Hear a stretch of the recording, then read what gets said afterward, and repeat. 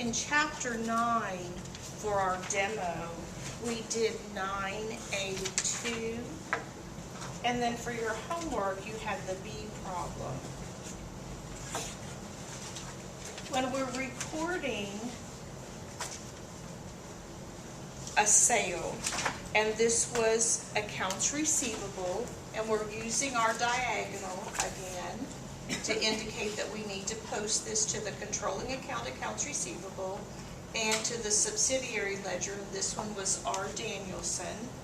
We want to calculate the sales tax, and our customer owes us for the amount of the sale plus the amount of the sales tax. We are the collector of the sales tax, so for us as the company, that becomes a liability. It has the word payable after it. When a customer returns something, we want to calculate that they'll get their tax back also. We should not keep that sales tax if someone has returned something. Why would a customer return an item? Defect.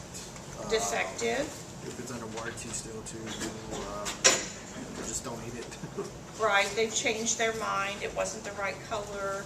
I mean, if it was an article of clothing, maybe it just didn't fit right. So there could be a number of reasons that they bring a return back. And we do need to give them credit for that if they return an item.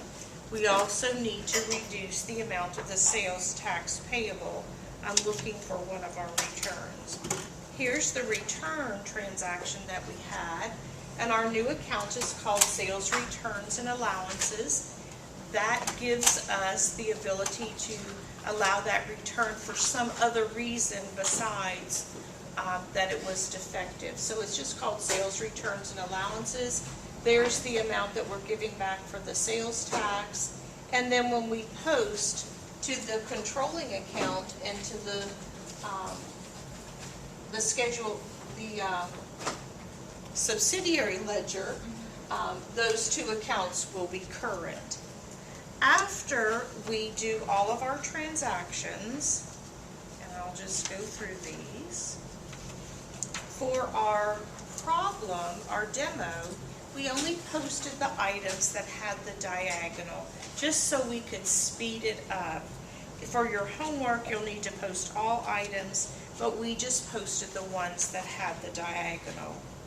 When we're finished posting, then we're going to prepare what's called a schedule of accounts receivable. It lists our customers that still have a balance. If we had some that were a zero, we don't have to put those on there. And this is what the schedule of accounts receivable looks like. The name of the company, the type of form it is, and then the specific date. Don't forget your dollar signs. I looked at somebody's today and they just forgot their dollar signs. When it's a financial statement, we put the dollar sign at the top, number in a column, and then the total. And this has double lines to indicate that that was our correct total. This is called the controlling account, accounts receivable. I need to look for the subsidiary ledger. I didn't make a copy of that one.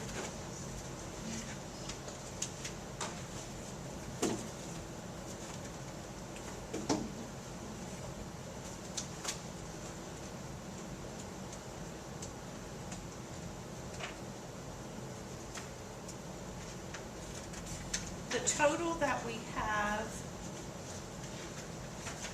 in our controlling account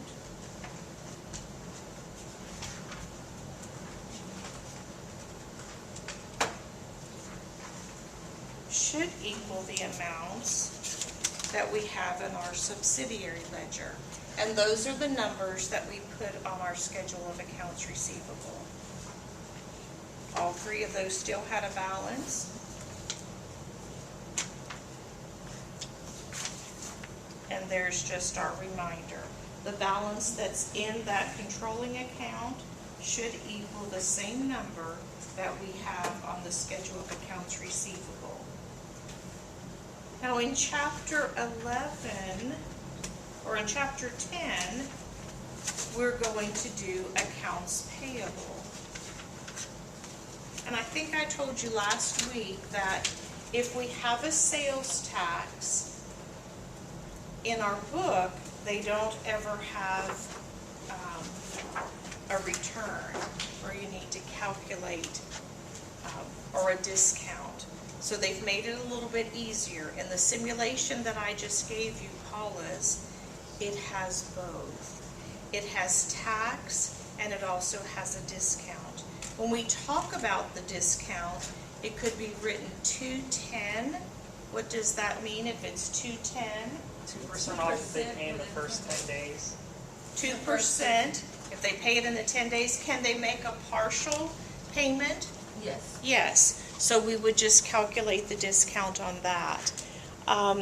We also can calculate what the sales tax is, because we do not want to give the discount on the sales tax.